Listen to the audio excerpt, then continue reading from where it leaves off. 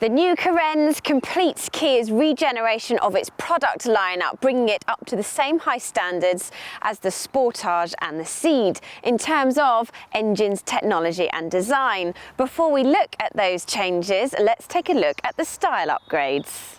The new model replaces both the larger Sedona as well as the outgoing Carens and boasts smaller, sleeker dimensions and familiar Kia styling.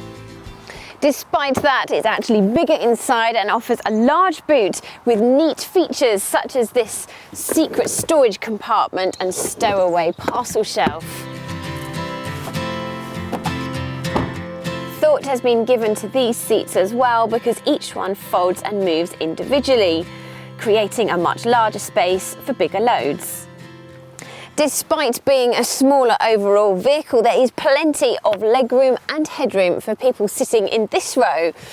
And for those in-car picnics, you get a tray and plenty of cubbies for those essential long journey items such as games, snacks and drinks. Plenty of durable plastic which should withstand the test of time, and power sockets which come in real handy as well. And the same up front, it feels very spacious and there are plenty of places to store everyday items such as big bottles, mobile phones, hand cream, toy cars. They're not mine, honest. Some more storage here, and that large bottle fits in the door bin. Spec is generous because all vehicles are fitted with air conditioning and cruise control, and if you'd like to go for some extras, you could have rear door blinds, panoramic roof and this handy mirror to keep an eye on rear seat passengers. Whether you're tall or short, you should find a comfortable driving position because there's plenty of adjustment in the seat.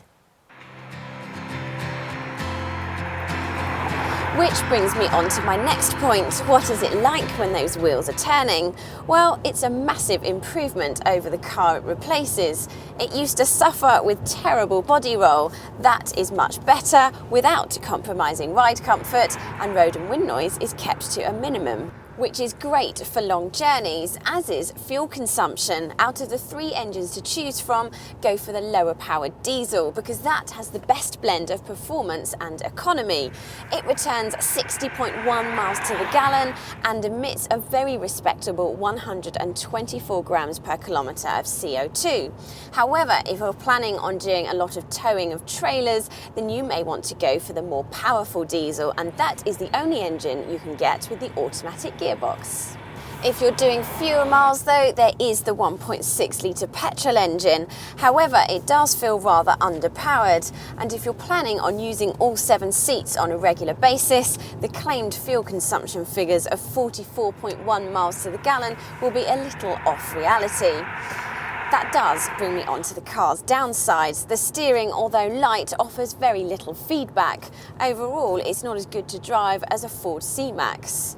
And all those improvements I mentioned, well, they have come at a cost, and that is financial. It's more expensive to buy than it was before.